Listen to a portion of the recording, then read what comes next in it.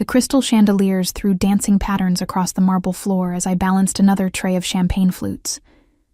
My feet ached in the sensible black flats required by the catering company, but I'd learned long ago that complaining about physical discomfort was pointless when you needed the paycheck. The Ashford wedding was the kind of event where a single centerpiece cost more than my monthly rent, and I was just another invisible servant meant to glide through the crowd like a ghost. "More champagne over here." A voice cut through the string quartet's rendition of something classical and expensive. I turned toward the summons, recognizing the groom's older brother, already flushed with alcohol, despite it being barely past cocktail hour. The Ashford family had money that stretched back generations, the kind of wealth that made people believe rules didn't apply to them. I'd served at enough of these events to recognize the type. "Of course, sir," I replied, keeping my voice professionally neutral as I approached with the tray. He grabbed a flute without looking at me, his attention fixed on the blonde woman beside him who laughed too loudly at something he'd said. The champagne sloshed dangerously close to the rim as he gestured wildly, and I stepped back just in time to avoid being splashed.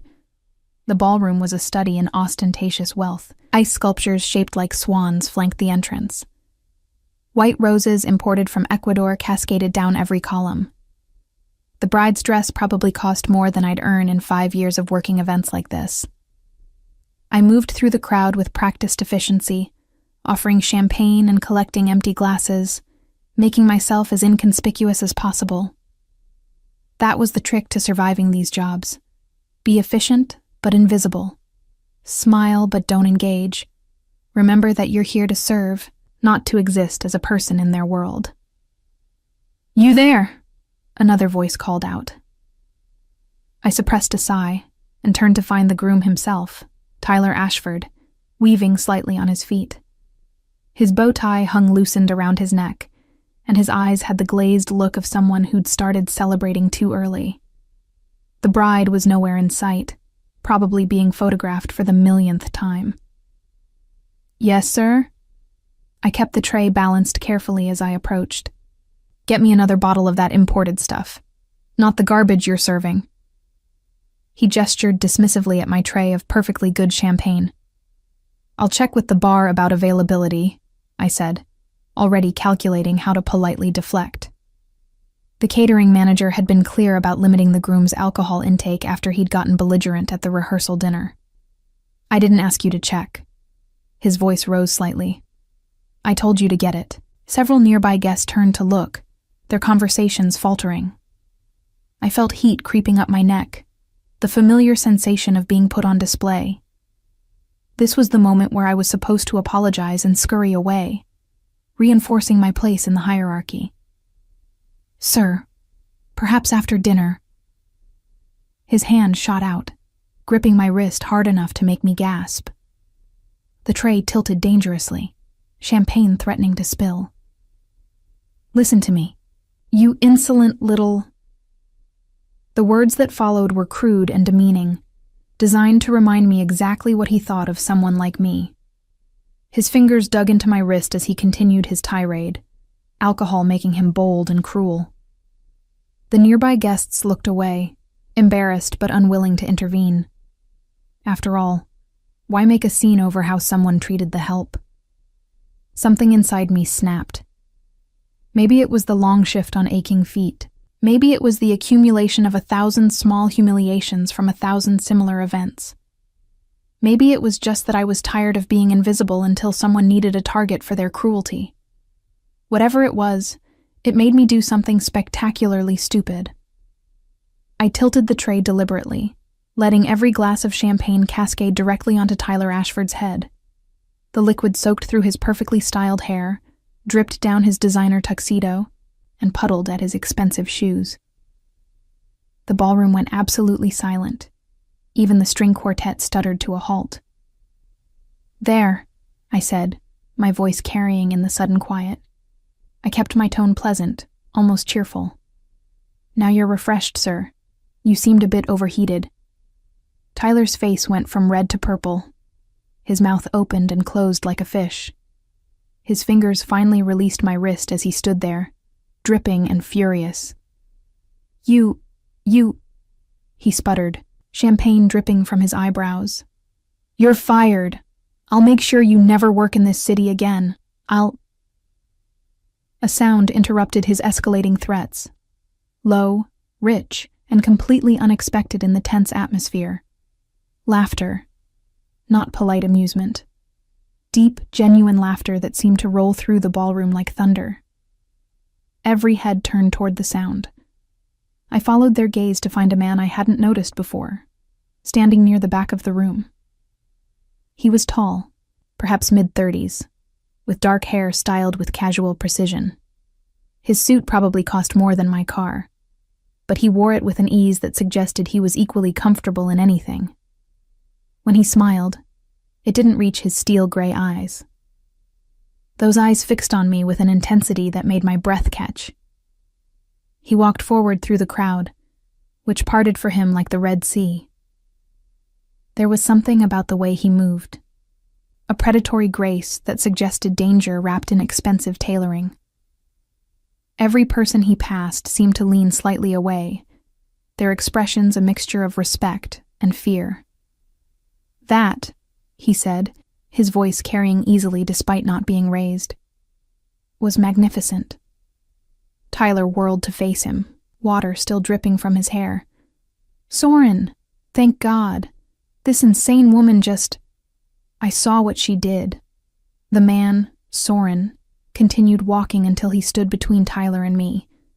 Up close, I could see the sharp intelligence in those gray eyes, the slight scar along his jawline that suggested his life hadn't always been as polished as his current appearance. "I also saw what you did first." Something in his tone made Tyler take a step back. "It was just a misunderstanding. You know how the help can be." "The help?" Soren's eyebrow rose. "Is that how you refer to people who work honest jobs? Interesting." The temperature in the room seemed to drop several degrees. I noticed people edging away from Tyler, distancing themselves from whatever was about to happen. "I didn't mean..." Tyler started. "You meant exactly what you said." Soren pulled out his phone, still maintaining eye contact with the groom. "Which makes this next part easier." He dialed a number, waited one ring, and spoke clearly. "Marcus, the Ashford construction deal. Cancel it. All of it." He paused. "Yes, I'm certain. The entire portfolio. Immediately." Tyler's face went white. "Wait, what? You can't..." "I just did." Soren ended the call and tucked the phone away. "Your family's construction contracts, the ones that were going to triple your father's company's value, those were dependent on my investment firm's backing, which I've just withdrawn." "That will ruin us." Tyler's voice cracked. "Soren, please." "Should have thought of that before you put your hands on someone who couldn't fight back." Soren's voice remained pleasant, conversational even, but something in his eyes promised consequences. "Now, if you'll excuse me." He turned to face me fully for the first time, and I felt the weight of his complete attention. It was like being studied by a wolf that hadn't yet decided if you were prey or something more interesting. "You have a name?" he asked. "Celine." My voice came out steadier than I expected. "And I'm probably about to be unemployed, thanks to that little display." His lips quirked. "Tell me, Celine, do you enjoy insulting people?" "Because I have a position that would allow you to do that with far more frequency." I blinked, certain I'd misheard. "I'm sorry, what?" "A job. Working for me." He pulled a business card from his pocket and held it out. "I need someone to organize certain events. Someone who isn't afraid to speak their mind. Someone who can handle difficult personalities." I took the card automatically, reading the embossed lettering. Soren Blackwood. The name sounded familiar, though I couldn't place why. Behind us, Tyler sputtered something about this being completely inappropriate, about how I should be arrested for assault. Soren didn't even glance back at him. "Think about it," he said to me. The pay is substantially better than champagne service, I assure you. And I promise you'll never have to tolerate being grabbed again." Before I could respond, my manager appeared, red-faced and horrified. "Miss Rivera, you need to leave immediately. The damage you've caused has been thoroughly entertaining." Soren's voice cut through her panic. "And irrelevant. Send the bill for any damages to my office. Miss Rivera's employment here is terminated, but I'm hiring her. Effective immediately." The manager's mouth opened and closed. "Mr. Blackwood, I don't think... I'm not asking." Those gray eyes turned cold. "Consider this handled." He looked back at me, and something in his expression shifted, becoming almost amused. "So, Celine, do you accept?" I should have said no. Should have walked away from whatever this was, whatever he was offering. Every instinct screamed that this man was dangerous, that accepting anything from him would complicate my life in ways I couldn't predict. But I looked at the card in my hand, at Tyler still dripping champagne and radiating impotent fury, at my former manager wringing her hands helplessly, and I thought about how tired I was of being invisible, of swallowing my pride for people who saw me as less than human. "I have questions," I said finally. "A lot of them." Soren's smile widened, showing teeth. "I'd expect nothing less. Shall we discuss them somewhere less public? My car is outside." The smart thing would be to refuse, to go home, regroup, find another catering job. The smart thing would be to recognize that men like Soren Blackwood, whoever he really was, didn't make offers like this without expecting something in return. But apparently I'd already proven I wasn't good at doing the smart thing.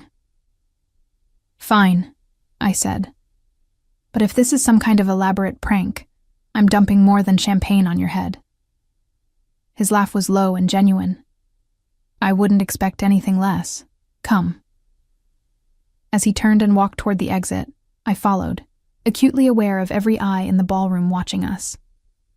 Behind me, I heard Tyler's renewed protests, his father's angry voice joining in, the general chaos my actions had created. I should have felt guilty, ashamed, worried about my future. Instead, I felt oddly exhilarated, like I'd just stepped off a cliff without knowing if there was water below. Soren held the door for me, a surprisingly courteous gesture from someone who'd just destroyed a family's fortune with a phone call. As I passed him, he murmured, "You know, I think this is going to be very interesting." I met those gray eyes directly. "Interesting for who?" "Both of us." He smiled. "I have a feeling you're going to keep me on my toes, Selena Rivera." As we stepped out into the cool evening air, I had the distinct sensation that my life had just changed in ways I couldn't begin to predict. And despite every logical reason to be terrified, part of me was curious to see what happened next. After all, I'd already dumped champagne on a groom. How much worse could it get? The car waiting at the curb wasn't just expensive. It was the kind of vehicle that made people stop and stare. Sleek black exterior, windows tinted so dark they seemed to absorb light. A driver in a crisp suit stood beside the rear door, his posture military straight. "Miss Rivera," Soren gestured toward the open door. I hesitated on the sidewalk, suddenly aware of how insane this was. Getting into a car with a stranger who just casually destroyed someone's financial future. A stranger whose name I recognized now. Soren Blackwood, the investment mogul whose business dealings were always shrouded in rumors and speculation. Having second thoughts? He tilted his head, studying me. "Smart. You should be cautious." "Then why aren't you worried I'll run?"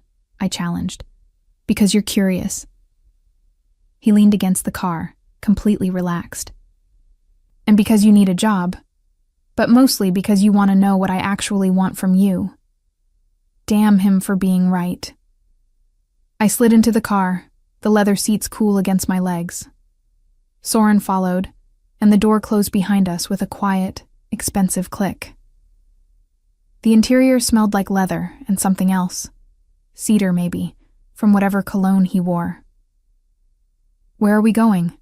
I asked as the car pulled smoothly into traffic. "Dinner." He settled back against the seat. "I assume you haven't eaten. Catering staff rarely get to enjoy the food at these events." My stomach chose that moment to growl, betraying me. I'd grabbed a granola bar before my shift, nothing since. "So you destroyed a family's business and now you're buying me dinner?" I kept my tone light, but watched him carefully. "Quite the first date." His laugh was low. "Is that what this is?" "I don't know what this is. That's what concerns me." "Fair enough." He pressed a button, and a partition rose between us and the driver, cocooning us in privacy. "Let me be clear, Celine. I don't do anything without a reason. That display back there? Tyler Ashford has been on my radar for months. His family's construction company has been cutting corners, using substandard materials. 3 buildings with major structural issues, all swept under the rug with bribes. I was looking for an excuse to pull my investment. And I gave you one. You gave me a perfect one." He smiled. "But that's not why I'm interested in hiring you." "Then why?" He was quiet for a moment, those gray eyes assessing me in a way that made me feel simultaneously exposed and intrigued. "Because in a room full of people who know exactly who I am and what I can do, you treated me like any other person.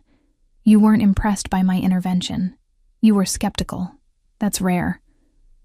Most people aren't stupid enough to be skeptical of someone with your reputation, and yet here you are." He leaned forward slightly. "Tell me, what do you know about my reputation?" "That you're very rich, very powerful, and very good at making people disappear from business deals." I met his gaze steadily. "Also that nobody really knows where you came from, or how you built your empire so quickly, which means you're either brilliant, ruthless, or both. Perceptive." His expression gave nothing away. "Does that frighten you?" "Should it?" "Probably." He pulled out a tablet, tapped it to life, and turned it toward me. "Here's what I'm offering. 10 months. You'll work as my personal event coordinator. I host several charity galas, business dinners, and social functions throughout the year. All carefully orchestrated affairs that require someone who can handle difficult personalities and unexpected situations." I looked at the contract displayed on the screen, my eyes widening at the salary figure. "This is more than fair." He scrolled down. "Full benefits, housing allowance if needed, and a guarantee that you'll never be in a position where someone can treat you the way Tyler did tonight. You'll work directly with me, report to no one else, and have complete authority over event planning and execution." "Why me?" I looked up from the tablet. "You could hire a professional with actual experience." "I have professionals. They're competent, but predictable." He leaned back. "You dumped champagne on a groom at his own wedding and then made a joke about it. That takes either remarkable courage or remarkable stupidity." "Could be both." "I don't think so." His eyes held mine. "I think you're sharper than you let people see. I think you've learned to make yourself small and unobtrusive to survive in a world that doesn't value what you have to offer. And I think you're tired of it."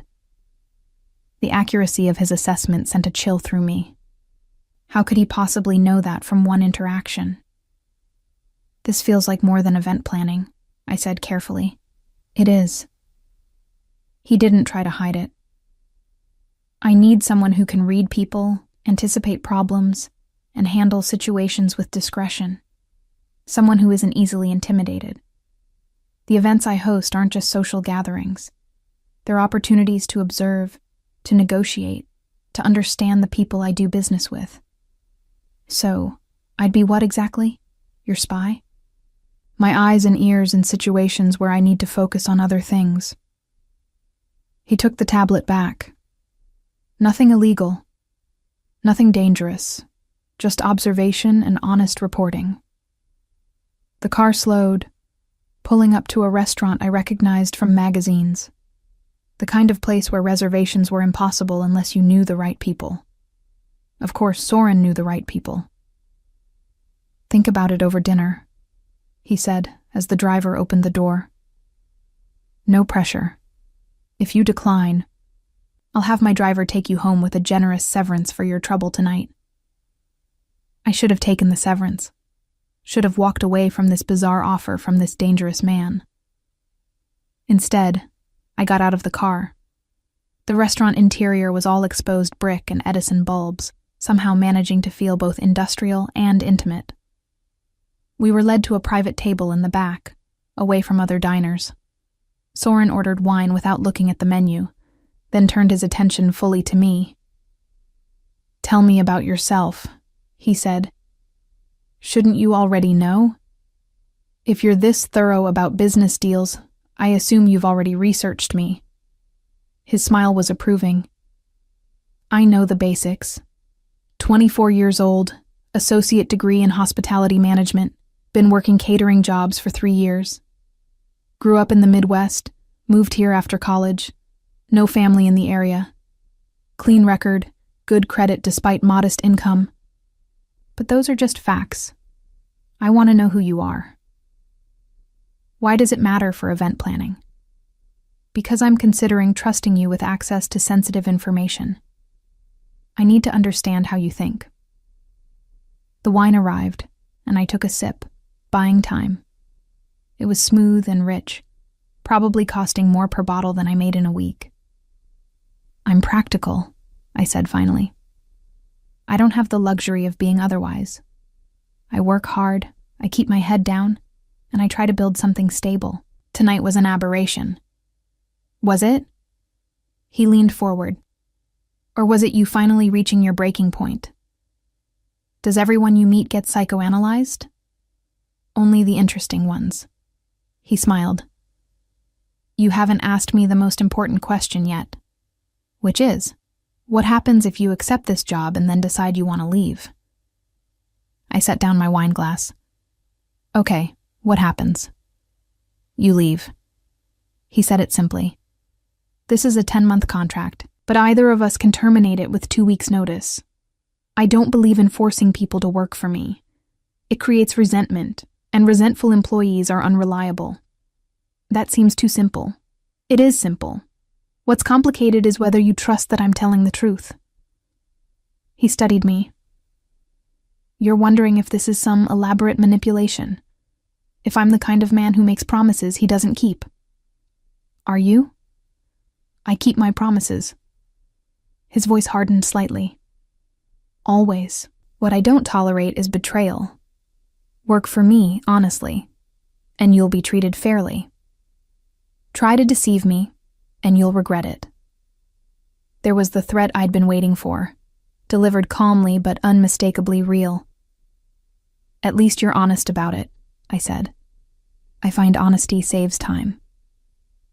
He gestured as waiters appeared with our first course, something artfully arranged that probably had a French name. "So, Celine Rivera, what's your answer?" I looked at the food I hadn't ordered, the wine I couldn't normally afford, the man across from me who just upended my life with a job offer and a business card. Every logical instinct screamed to walk away. But I thought about going back to my tiny apartment, about finding another catering job where I'd be invisible and expendable, about always being careful, always being small, always swallowing my pride and my words. "I have conditions," I heard myself say. His eyebrow rose. "Do you?" "I want everything in writing. Clear job description, clear boundaries. And I want to be able to ask questions without worrying about consequences." "Done. I'm serious. If something makes me uncomfortable, I need to be able to say so." "I encourage it." He leaned back. "I don't need a yes woman, Celine. I need someone who'll tell me the truth, even when it's inconvenient." "Then yes." The word came out before I could second-guess myself. "I'll take the job." Something flickered in his eyes. Satisfaction? Maybe, or triumph. "Excellent. We'll start Monday. My assistant will contact you tomorrow with details. Just like that? Just like that. He raised his wine glass. To new beginnings and champagne-soaked grooms. Despite myself, I laughed and clinked my glass against his. To terrible life decisions. The best kind, he agreed. As we ate, Soren asked questions about my background, my education, my observations about the wedding before our dramatic exit. He listened with an intensity that was both flattering and slightly unnerving, filing away every detail like it mattered. "You're very good at this," I said between courses. "At what?" "Making people feel like they're the most interesting person in the room." He smiled. "Only because right now you are." Careful, that almost sounded like a compliment. It was. He set down his fork. "You're clever, observant, and brave enough to dump champagne on someone who could have made your life difficult. Those are valuable qualities. Or signs of poor impulse control. Sometimes those are the same thing." He signaled for the check. "I'll have my driver take you home. Get some rest. Monday will be intense." As we walked back to the car, I felt the surreal nature of the evening settling over me. 12 hours ago, I'd been just another struggling worker in a city full of them. Now I had a job offer from one of the most powerful men in the business world. Celine. Soren's voice stopped me before I got into the car. "Thank you." "For what?" "For being exactly what I needed. Exactly when I needed it." He smiled. "I have a feeling you're going to make my life very interesting." "Is that a good thing?" "We'll find out." As the car pulled away, I watched him standing on the sidewalk, hands in his pockets, looking every inch the powerful businessman he was. But something in his expression suggested he was as curious about where this would lead as I was. My phone buzzed with a text from an unknown number. "Your contract will arrive tomorrow. Welcome to the team. SB." I leaned back against the seat, my mind racing. What had I just agreed to? Who was Soren Blackwood really, beneath the polished exterior? And why did part of me look forward to finding out, despite every warning sign? Monday couldn't come fast enough. Monday arrived with the subtlety of a freight train. I stood outside Blackwood Tower at 7:30 in the morning, staring up at the gleaming glass structure that pierced the skyline like a shard of obsidian. Somewhere in that building, Soren waited, along with whatever my new life would actually entail. The contract had arrived Saturday morning via courier, 30 pages of legal language that my neighbor, a paralegal, had helped me parse. Everything Soren promised was there in black and white. Salary, benefits, clear termination clauses. No hidden traps that we could find, which somehow made me more nervous rather than less. "You must be Celine." A woman appeared beside me, mid-30s with sharp eyes and sharper cheekbones. "I'm Vanessa Chen, Mr. Blackwood's executive assistant. He's expecting you." I followed her through the lobby, all marble and steel, to a private elevator that required a key card. We rode up in silence, my reflection multiplying in the mirrored walls. I'd chosen carefully. Black slacks, white blouse, minimal jewelry. Professional but not trying too hard. "Nervous?" Vanessa asked as we ascended. "Should I be?" "Probably." She smiled slightly. "But Soren, Mr. Blackwood, wouldn't have hired you if he didn't think you could handle it." The elevator opened directly into a penthouse office that took my breath away. Floor-to-ceiling windows offered a panoramic view of the city. The space was minimalist. Glass desk, black leather furniture, walls lined with books that looked actually read rather than decorative. And there, standing by the windows with a coffee cup in hand, was Soren. He'd traded Saturday's formal suit for charcoal slacks and a white shirt with the sleeves rolled to his elbows, revealing muscular forearms. More relaxed, but no less commanding. "Celine, right on time." He gestured to the sitting area. "Coffee?" "Please." I settled into one of the leather chairs, accepting the cup Vanessa poured before she disappeared through a side door. "Sleep well?" Soren asked, taking the chair across from me. Not particularly. Kept having anxiety dreams about showing up to black tie events in my pajamas. His laugh was genuine. That's actually happened to me. Long story involving too much whiskey and a very confused hotel concierge. He set down his cup. Today we'll cover the basics, my schedule, ongoing projects, the people you'll interact with. Then tomorrow night, you'll attend your first event with me. What kind of event? Gallery opening. Art collector named Mikhail Volkov is showcasing his new acquisitions. Mostly legitimate, some questionably sourced. I need to feel out whether he's worth doing business with. And my role? Observe. Tell me what you notice about him, his guests, the dynamics in the room. He leaned forward slightly. People lower their guards at social events. They reveal things they wouldn't in a boardroom. So I am a spy. You're an observer with excellent instincts. He smiled. There's a difference. We spent the morning going through his schedule. A dizzying array of meetings, calls, and social obligations. Soren seemed to operate in 3 different time zones simultaneously, switching between languages with fluid ease. I took notes on my new tablet, trying not to feel overwhelmed. Question, I said during a brief pause. Why do you need someone to observe social dynamics? You clearly read people well yourself. I can't be everywhere at once. He pulled up a calendar on the screen between us. When I'm negotiating a deal, I can't also be watching how someone's wife reacts to mention of offshore accounts. When I'm giving a speech, I can't see who's whispering in the back row. You'll be my eyes when I'm occupied. That's a lot of trust for someone you just met. I'm an excellent judge of character. His gray eyes met mine. And you dumped champagne on someone rather than let them abuse you. That tells me you have a spine. I need people with spines. Vanessa returned with lunch, some kind of elaborate salad that probably came from the executive cafeteria I'd noticed on the 25th floor. As we ate, Soren asked questions about my observations of his office, the building, the people I'd seen. You're testing me, I said after the 5th question. I'm calibrating. He smiled. I want to understand your baseline observations. Everyone notices different things.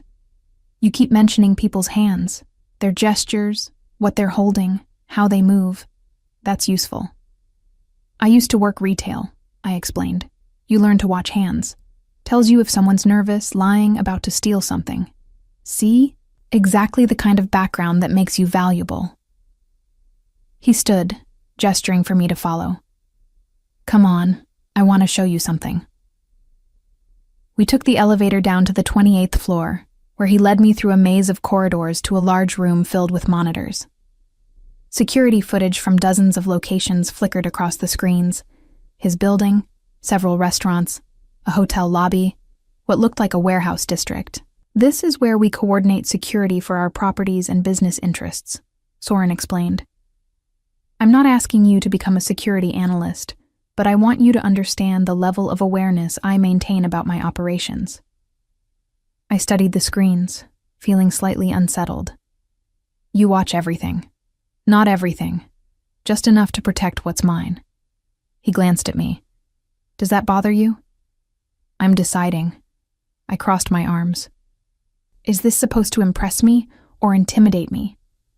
Neither. It's supposed to be honest. He moved closer to one of the screens, pointing. That warehouse? It's part of a shipping operation I'm investigating. Someone's skimming profits. When I figure out who, they'll be removed. That hotel lobby? One of my business partners stays there when he's in town. I like to know who he's meeting with. He turned back to me. I don't apologize for being thorough. It's how I've survived.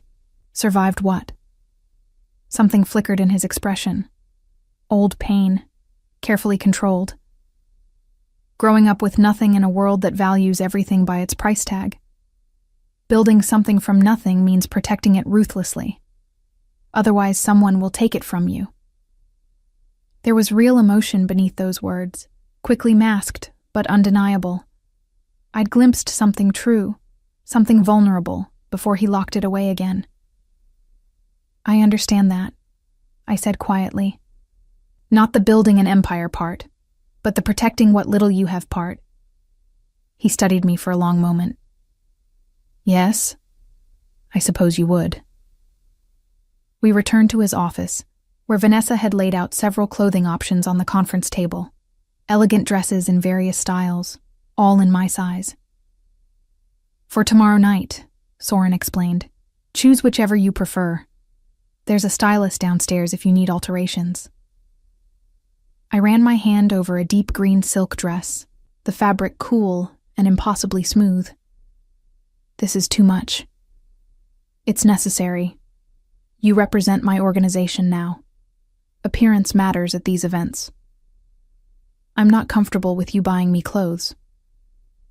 Then consider it a uniform. He moved to stand beside me, close enough that I caught the cedar scent of his cologne. I'm not trying to change you, Celine. I'm giving you the tools to do your job effectively.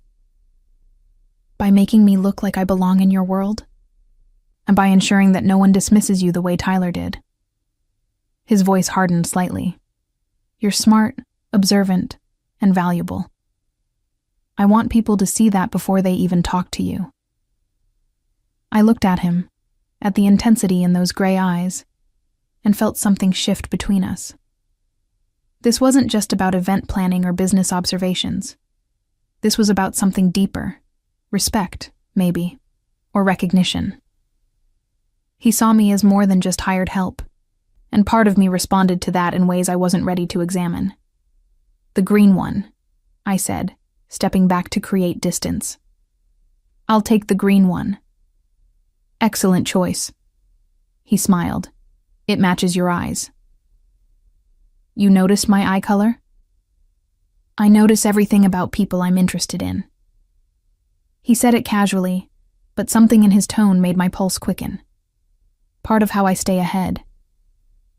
Vanessa returned to rescue me from the charged moment, presenting a schedule for the rest of the week.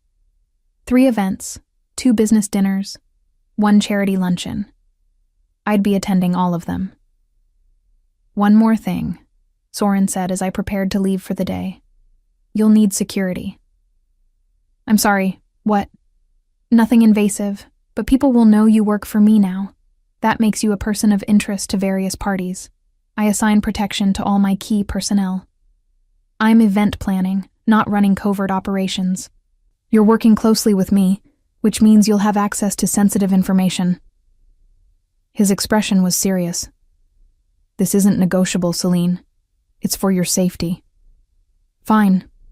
I was too tired to argue. But they better be discreet. They will be. He walked me to the elevator. Get some rest. Tomorrow night will be educational. As the elevator descended, I caught my reflection in the mirrored walls again. Same face, same hair, same basic features. But something had changed. A spark in my eyes, a set to my shoulders. I looked like someone who belonged in that tower, someone who deserved to be there. The realization should have pleased me.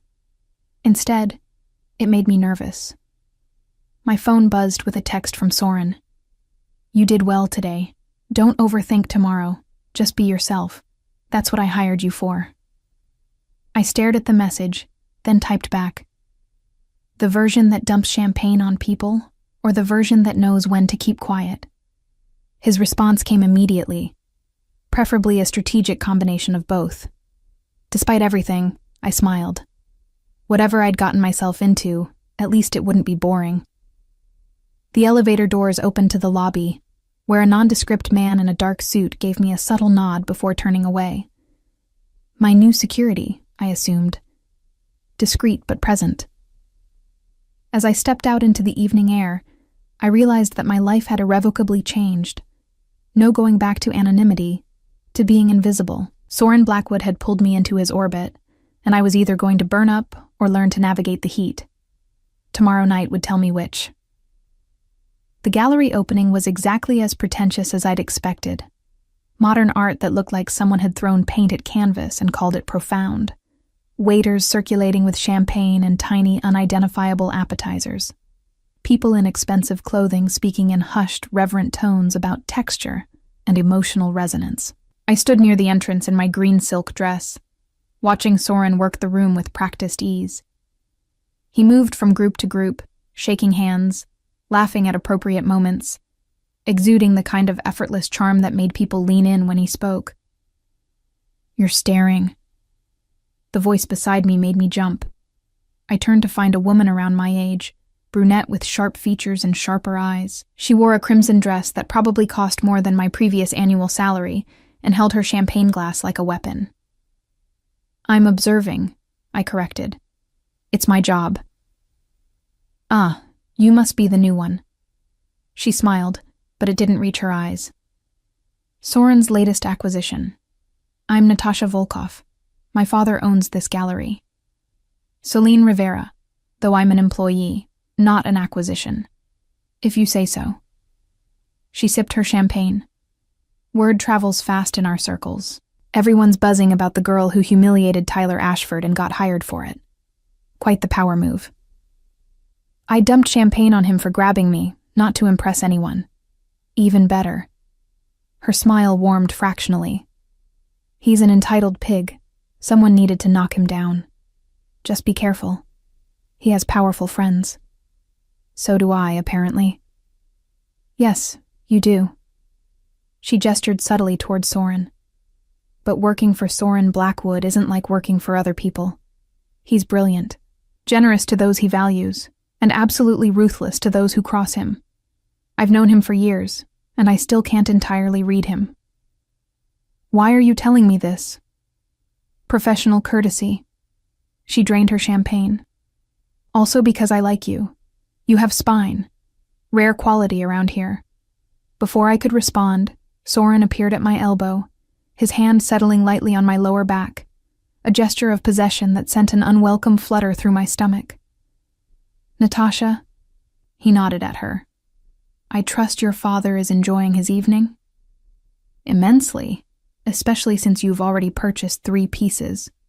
She glanced between us. "I was just welcoming your new associate to our world." "How kind."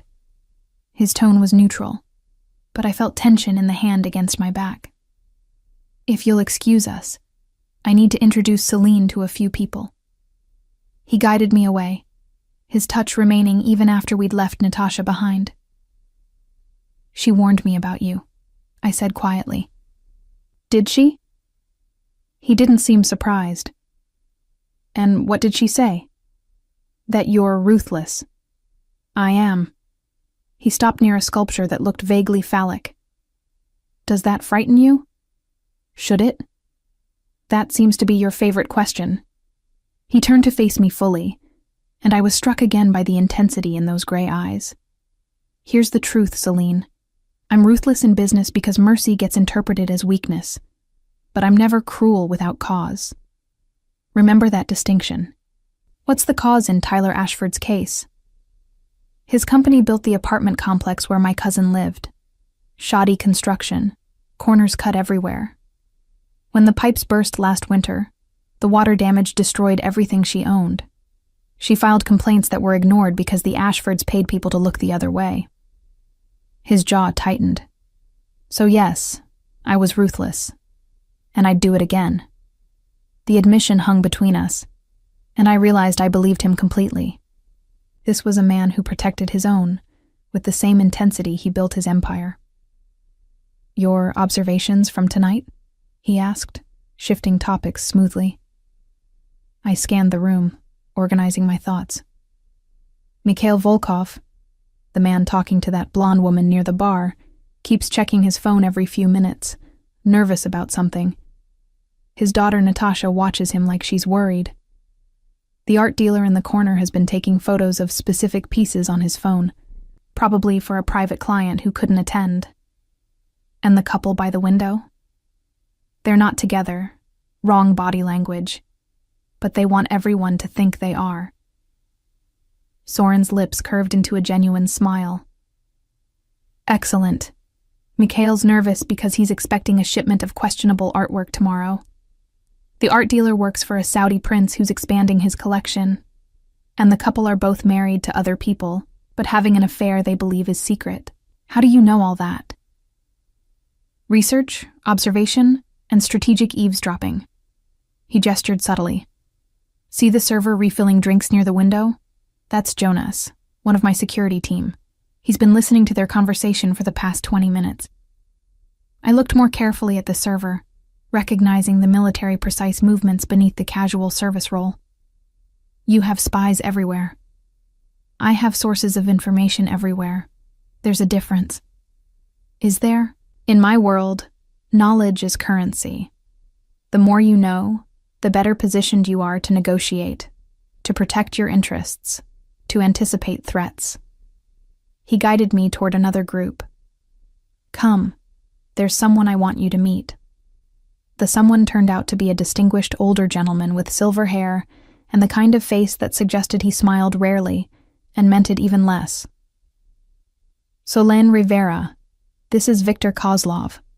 Victor owns the largest private security firm on the East Coast. Miss Rivera. Victor's handshake was firm, his accent faintly Russian.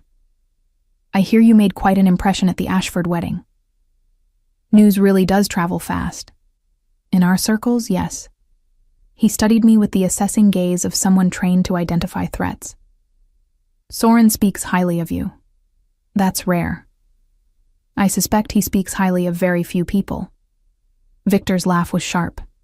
You're correct, which makes you either remarkably talented or remarkably naive.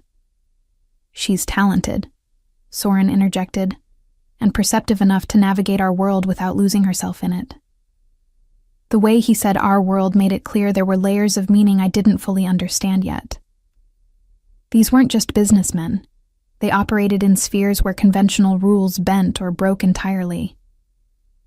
Well, Victor raised his glass. To new alliances and valuable assets. As he walked away, I turned to Soren. Why do I feel like I just got appraised like a racehorse? Because you did. He didn't apologize. Victor's opinion matters.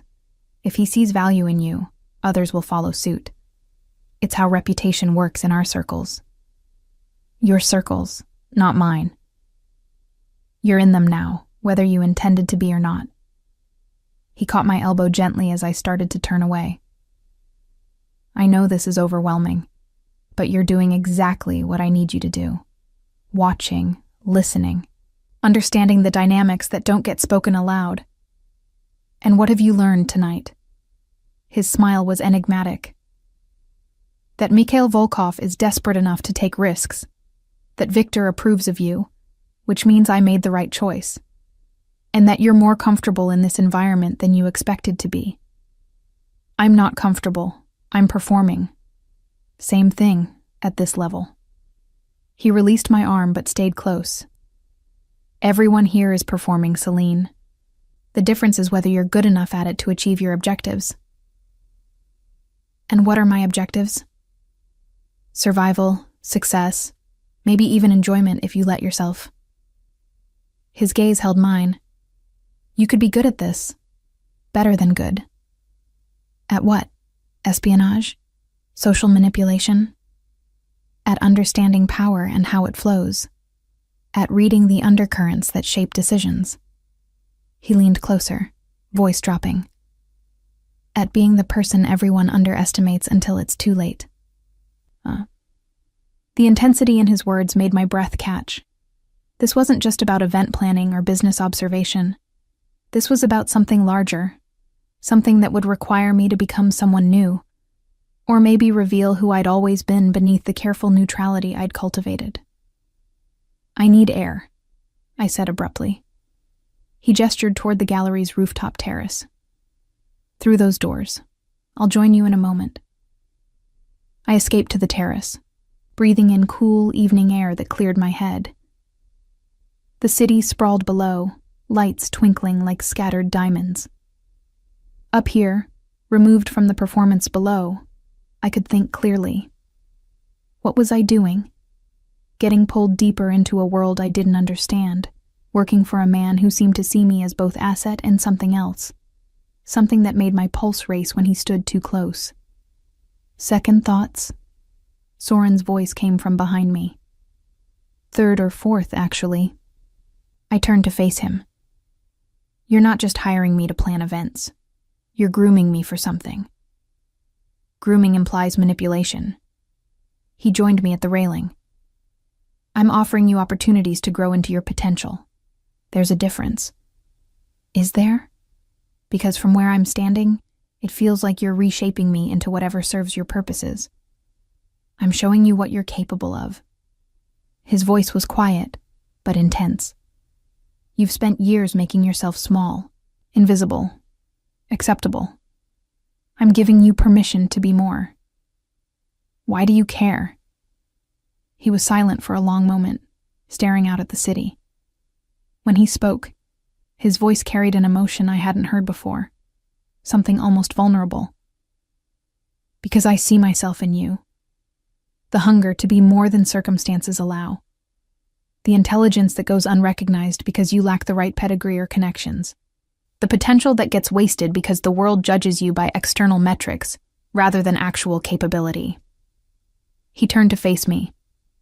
I can give you the platform to become who you're meant to be. The question is whether you're brave enough to take it. And what do you get out of it? Someone I can trust. Someone whose loyalty I earn rather than buy. Someone who'll tell me the truth even when it's inconvenient. His hand came up, fingers brushing along my jaw in a touch so light it might have been accidental. Someone interesting. My breath caught at the contact, at the heat in his gaze. This was dangerous territory. My boss, a man whose power could destroy me, looking at me like I was something precious and breakable. This is complicated, I whispered. Everything worth having is. His thumb traced along my cheekbone. But I'm not asking for anything tonight except your continued trust. Can you give me that? I should have stepped back, should have maintained professional distance. But something in his eyes, that rare glimpse of vulnerability, made me nod instead. Good. He dropped his hand, the moment breaking. Let's go back inside. We still have work to do. As we returned to the performance below, I realized the real danger wasn't Soren's ruthlessness or his world's moral ambiguity. It was how much I wanted to dive deeper, to see where this path led, to become the person he believed I could be, even if it meant losing myself entirely in the process. 3 months into working for Soren Blackwood, I'd learned to navigate his world with increasing confidence. I could read a room in seconds, identify power dynamics at a glance, and predict who would betray whom before the night ended. I attended galas in borrowed designer dresses, memorized the names and faces of 100 influential people, and reported back to Soren with observations that proved valuable time and again. What I hadn't learned was how to stop thinking about him. It started small, noticing the way his shirts pulled across his shoulders when he leaned over documents, catching myself looking forward to our morning coffee briefings, feeling a flutter in my chest when his rare, genuine smile appeared. Professional admiration, I told myself, natural when working closely with someone talented. The lie was getting harder to maintain. You're distracted. His voice cut through my thoughts. I looked up from my tablet to find Soren watching me across his desk, those gray eyes missing nothing. We were reviewing plans for his annual charity gala, his biggest event of the year, involving politicians, business moguls, and enough old money to fund a small nation. Just thinking about security logistics, I lied smoothly. No, you're not. He set down his pen. You've been somewhere else for the past 10 minutes. What's wrong? Nothing's wrong.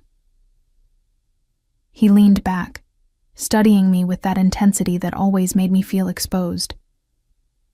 We've worked together long enough that I know when you're lying. Talk to me. It's personal. Everything's personal when it matters. He stood, moving around the desk to sit in the chair beside mine, rather than maintaining the authority of his position behind the desk. Come on, Celine. I thought we'd moved past surface-level trust. We had. That was the problem. Over 3 months, Soren had become more than my employer. He'd become the person I talked to most, the one whose opinion I valued, the one who challenged and supported me in equal measure. The lines had blurred, and I was terrified of what that meant. "I'm just tired," I said finally. "This gala is consuming all my energy." He accepted the deflection, though I suspected he didn't believe it. "Speaking of which, I need you to coordinate with Viktor Kozlov's team on venue security. He's bringing several high-profile clients who'll need discreet protection." "Already done. I met with his operations manager yesterday." "You're remarkably efficient." "You pay me to be." I tried for lightness. "Besides, if your gala becomes a disaster, it reflects poorly on both of us." "True." He smiled slightly. "Though I suspect you care more about the quality of the event than any reflection on your reputation." Is that an insult or a compliment? Observation. You take pride in your work, sometimes to the point of perfectionism. It's admirable. The warmth in his voice made my stomach flip. This was the danger. These moments when he looked at me like I mattered beyond my professional utility, when his carefully maintained distance slipped just enough to show something deeper beneath. My phone buzzed with an incoming call from an unknown number. I glanced at the screen, frowning. "Problem?" Soren asked. "Probably spam." But something made me answer anyway. "Hello? Miss Rivera?" A woman's voice, professional and serious. "This is Detective Sarah Chen with the NYPD. I need to speak with you about an ongoing investigation." My blood went cold. Investigation into what? "It would be better to discuss this in person. Are you available this afternoon?" I looked at Soren, who'd gone very still, his expression unreadable. "Can I ask what this is regarding?" "Your employer, Soren Blackwood." She paused. "We're looking into potential financial irregularities. We believe you may have information relevant to our inquiry." The bottom dropped out of my world. I'm just an event coordinator." "Who has access to Mr. Blackwood's schedule, his business associates, and sensitive information about his operations?" "Please, Miss Rivera, just a conversation." 2:00 at the precinct?" "I need to think about this." "Of course. But I should mention that cooperation would reflect well in any subsequent proceedings." Another pause. "I'll text you the address." The call ended, leaving me staring at the phone like it had turned into a snake. "Let me guess," Soren said, his voice carefully neutral. "The police want to talk to you about me." "How did you—" "Because it's the third attempt in as many months to find someone in my organization willing to turn against me." He stood, moving to the windows. "I assume they mentioned cooperation would be beneficial for you." "Soren, I would never—" "I know." He turned back to me. "If I thought you'd betray me, you wouldn't still be here. But they don't know that. They're hoping you're unhappy, resentful, or scared enough to provide information." "What kind of financial irregularities?" "Nothing illegal." His jaw tightened. "But everything I do exists in gray areas. Money moved through legitimate channels but sourced from less than reputable origins. Investments that technically violate no laws, but certainly violate conventional ethics. I've built my empire by understanding where the lines are and dancing right up to them without crossing."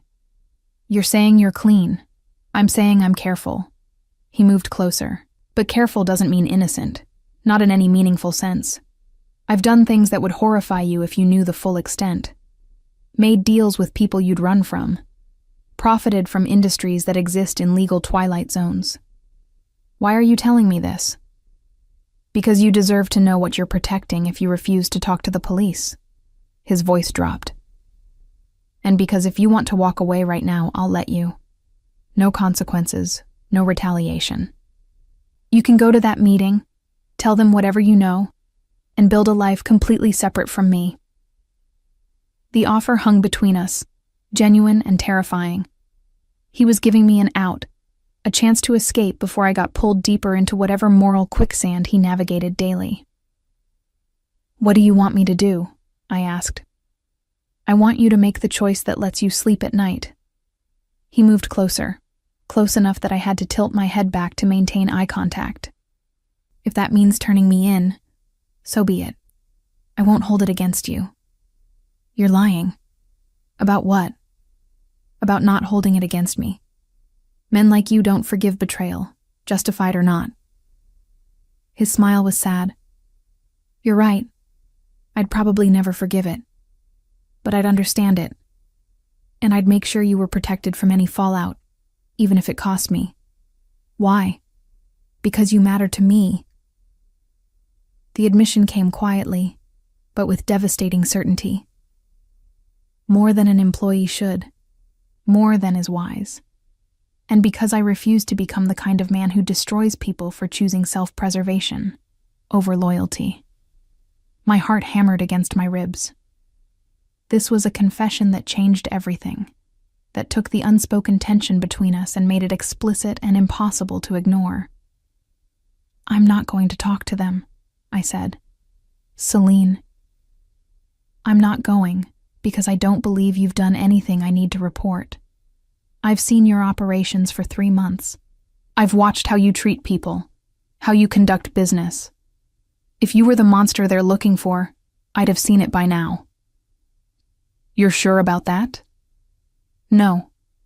I met his gaze steadily. "But I trust my judgment more than I trust their assumptions. And I trust you, even though that's probably stupid." Something flickered in his eyes.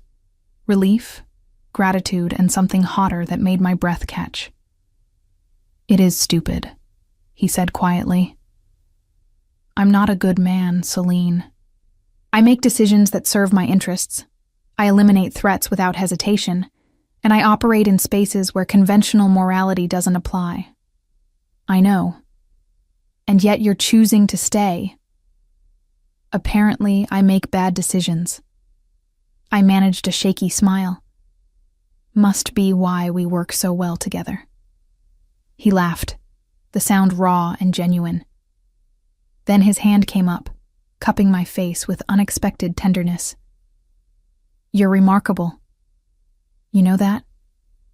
You've mentioned it before. I'm mentioning it again." His thumb stroked along my cheekbone, the touch sending electricity down my spine. "What am I going to do with you? Keep me employed?" My voice came out breathier than intended.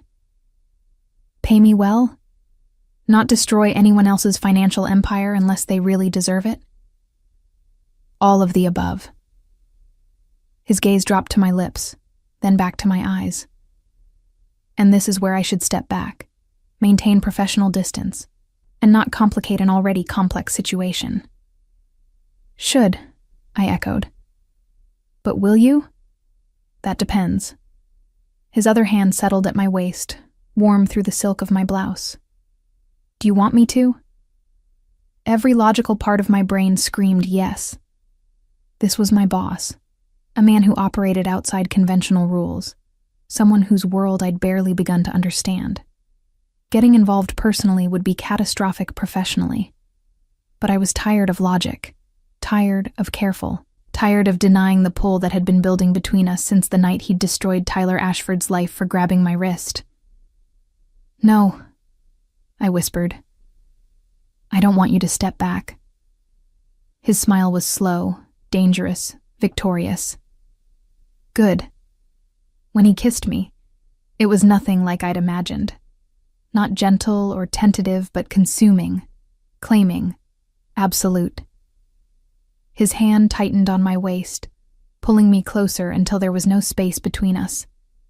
I gripped his shoulders for balance, drowning in sensation, the taste of him, the heat, the overwhelming rightness of finally giving in to what we'd both been fighting.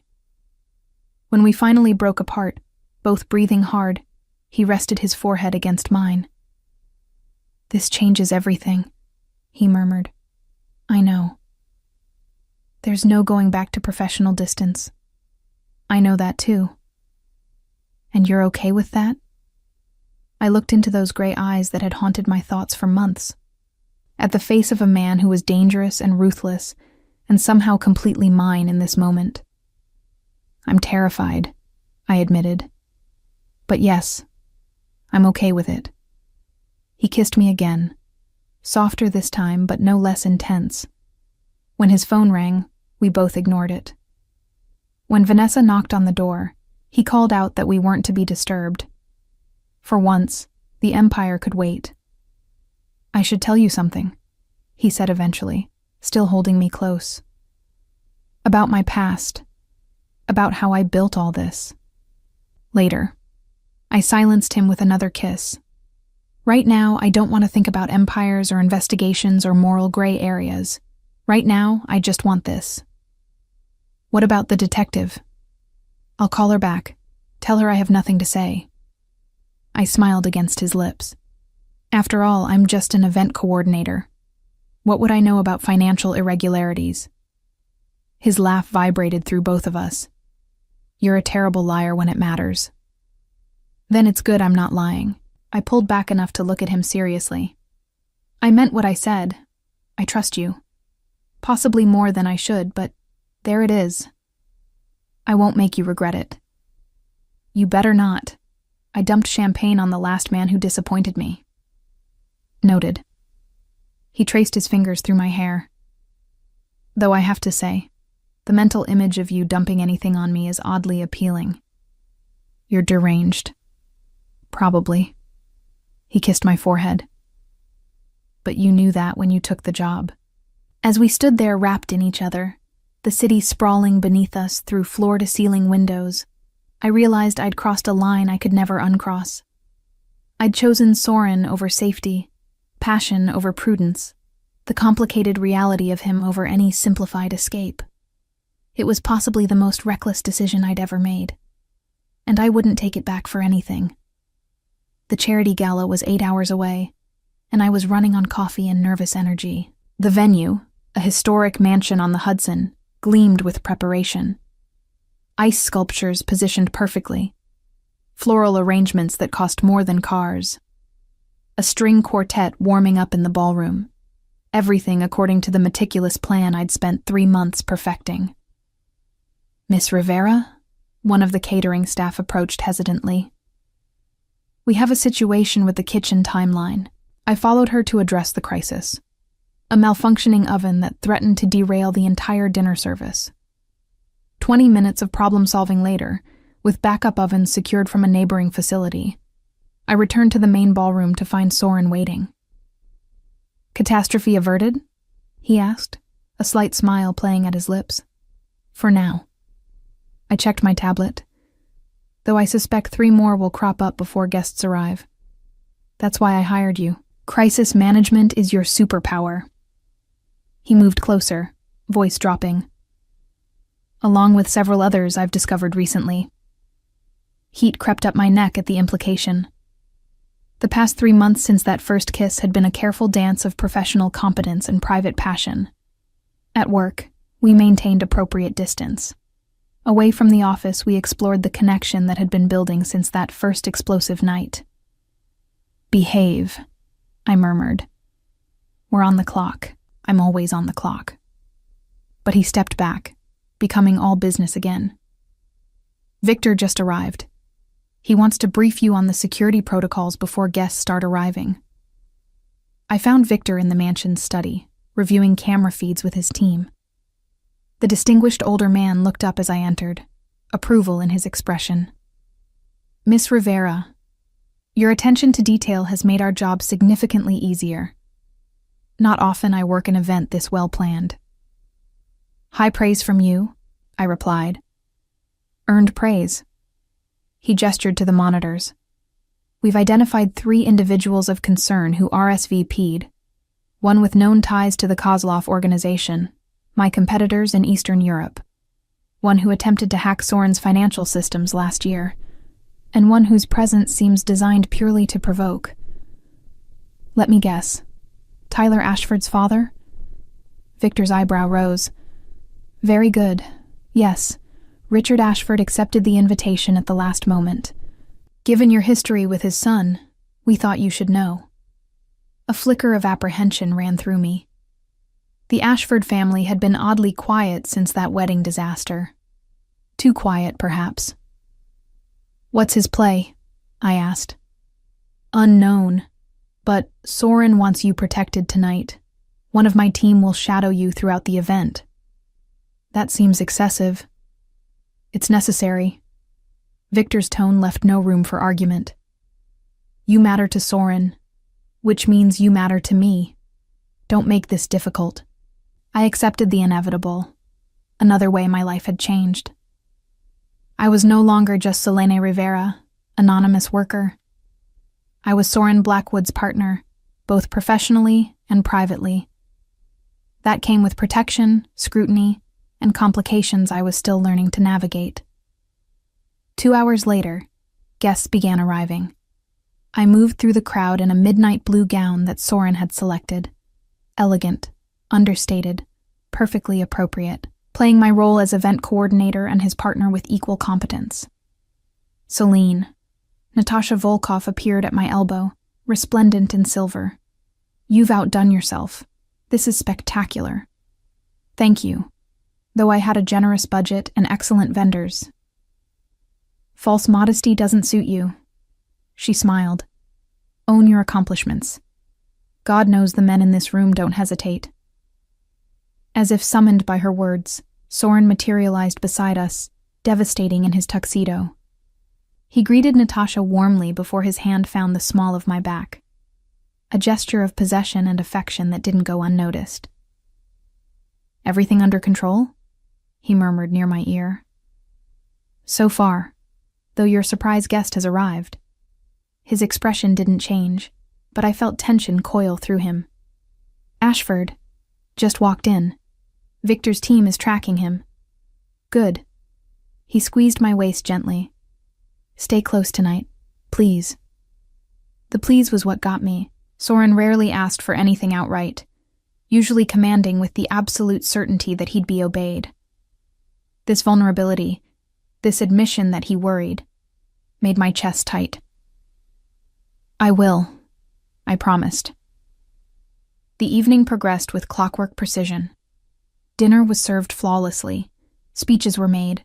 Donations flooded in for Soren's favored charities. I watched him work the room with that effortless charisma, securing commitments and partnerships with each conversation. This was his world, and he'd made a space in it for me. "Quite the Cinderella story, isn't it?" The voice came from behind me, dripping with condescension. I turned to find Richard Ashford, Tyler's father, older, harder, with the same entitled sneer his son had worn. "Mr. Ashford." I kept my voice professionally neutral. "I hope you're enjoying the evening." "Oh, immensely." He sipped his whiskey. "Though I have to say, I'm curious about your qualifications. What exactly made Soren Blackwood hire a champagne-throwing waitress to coordinate his most important event?" "My sparkling personality?" I smiled sweetly. "Or perhaps my proven ability to handle difficult people with grace?" His eyes narrowed. "You cost my family millions." "Your son's behavior cost you millions. I just provided the excuse Soren needed to cut ties with a corrupt operation." I tilted my head. "But I'm sure you've heard that version already." "Careful, Miss Rivera." He stepped closer, his voice dropping to a threatening rumble. "You're playing in a world you don't understand. Soren may protect you now, but how long do you think that lasts? When he gets bored, when you're no longer useful, you'll find yourself back where you started. Or worse." "Is that a threat?" "It's a reality check." He drained his whiskey. "Girls like you don't end up with men like him. Not permanently. Enjoy it while it lasts." Before I could respond, Soren appeared at my side, his hand immediately finding mine. The protective gesture was deliberate, unmistakable. "Richard." His voice was pleasant ice. "I don't recall inviting you to harass my partner." "Partner?" Richard laughed. "Is that what we're calling it?" "That's what she is." Soren's grip tightened on my hand. "In every sense that matters. which means treating her with anything less than complete respect is treating me with disrespect. I assume you understand the implications. The threat hung in the air between them, unspoken but crystal clear. Richard's face reddened, but he backed down, recognizing a battle he couldn't win. Of course, my apologies. He forced the words out. Miss Rivera, forgive my rudeness. Forgiven, I said, though we both knew it was a lie. As Richard retreated, Soren turned to me fully. Are you all right? Fine, though your surprise appearances are getting predictable. I told you to stay close. His thumb stroked across my knuckles, and I meant it. Men like Ashford don't forget perceived slights. He'll continue being a problem. Then I suppose it's good I have a powerful boyfriend to protect me. The word, boyfriend, was new between us. We'd been dancing around labels, afraid to define something so complicated. But seeing his eyes light up at the term made the risk worth it. Boyfriend? He pulled me slightly closer, uncaring of our very public location. Is that what I am? Unless you prefer something else. Partner sounds too businesslike. Lover sounds like a bad romance novel. Boyfriend seems accurate. His laugh was low and warm. Then yes, I'm your boyfriend, powerful and otherwise. And melodramatic. Don't forget, melodramatic. Says the woman who dumped champagne on a groom at his wedding. He deserved it. He absolutely did. Soren's expression grew serious. But Celine, I need you to understand something. Being with me, being public about it, makes you a target. People will try to use you to get to me. They'll dig into your past, look for weaknesses, attempt to drive wedges between us. I know. And you're okay with that? I looked around the ballroom, at the wealth and power assembled here, at the empire Soren had built through intelligence and ruthlessness, at the world I'd somehow become part of. 3 years ago, I said quietly, I would have run from all this. The danger, the complexity, the moral ambiguity. But that was before I met you. Before I understood that people aren't simple categories of good and bad. Before I learned that sometimes the most dangerous choice is also the right one. I'm not good for you. Probably not. I smiled up at him. But you make me better. Stronger. More myself than I've ever been. So yes, I'm okay with the risks. Because the alternative is going back to being invisible, and I can't do that anymore. Something shifted in his expression. Wonder, gratitude, and that fierce possessiveness I'd come to recognize as love in his particular language. I love you, he said simply, in case that wasn't clear. My heart stuttered. It was suspected, but not confirmed. Consider it confirmed. He pulled me closer despite the dozens of eyes watching. You're mine, Selena Rivera. And I don't share what's mine.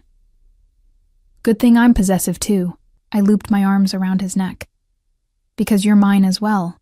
Melodramatic tendencies and all. He kissed me then, right there in the middle of his charity gala, in front of politicians and business moguls and everyone who would undoubtedly gossip about it tomorrow. A claiming, a declaration, a promise all wrapped into one. When we finally broke apart, the ballroom had fallen silent, everyone watching this unexpected display. Well, I murmured. That was subtle. I'm done being subtle about you. He tucked a strand of hair behind my ear. Let them talk. Let them know you're mine and I'm yours. Let the whole damn world know. Applause broke out. Whether for us or the general spectacle, I wasn't sure. But Natasha Volkov was grinning like she'd won a bet. Victor was nodding approvingly, and even some of the stuffier society matrons looked charmed rather than scandalized. The rest of the evening passed in a blur of well wishes and barely concealed curiosity. Soren kept me close, his touch constant and reassuring. When the last guests finally departed in the early morning hours, We stood together on the mansion's balcony, watching dawn paint the Hudson in shades of gold and rose. "Thank you," he said quietly. "For what?" "For staying. For choosing this. Choosing me, despite every logical reason not to. You make it sound like a sacrifice." I leaned into his warmth. "It's not. You're not. I'm difficult, demanding, and morally flexible. And brilliant, protective, and capable of remarkable tenderness when you forget to be guarded." I turned to face him. "You see me, Soren. Really see me. Not as invisible help or a useful asset, but as a person who matters. That's rarer than you think." He pulled me close, his embrace fierce and complete. "You matter more than anything. More than the empire, the wealth, any of it. You know that, right?" "I'm starting to." As the sun rose over the Hudson, painting our future in light and possibility, I realized that the champagne incident at that wedding had been the best mistake of my life. It had led me here, to this man, this moment, this unlikely love that shouldn't work but somehow did. "So," I said eventually, "what happens now?" Soren smiled, that rare, genuine expression that transformed his face. "Now, we build something together. You challenge my melodramatic tendencies. I support your sparkling personality. We terrify society with our inappropriately public displays of affection. Sounds exhausting. Sounds perfect." He kissed my forehead. "Besides, I have a feeling you're going to spend the next several decades keeping me honest and interrupting me at important moments." "Probably." I grinned up at him. Someone has to keep the big bad mafia-adjacent businessman humble. "Mafia-adjacent," he laughed. "Is that what we're calling it?" "I'm workshopping euphemisms. Give me time." As we stood there wrapped in each other while dawn broke over the empire he'd built and the life we'd create together, I knew one thing with absolute certainty. Loving Soren Blackwood would never be simple or safe or conventional. But it would be mine. Ours. Real in a way that mattered more than any carefully planned facade. And really, for a girl who'd once been invisible, being seen, being loved, by someone remarkable. That was the greatest triumph of all. From champagne-soaked humiliation to a love that defied every expectation. Celine and Soren's journey reminds us that sometimes the most powerful transformations begin with one brave moment of refusal to be diminished.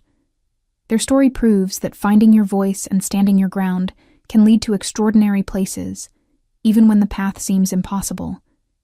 If this story of courage, redemption, and unexpected love resonated with you, please click like to let me know. What would you have done in Celine's position at that wedding? Stayed silent or taken a stand? Share your thoughts in the comments below. I'd love to hear your perspective.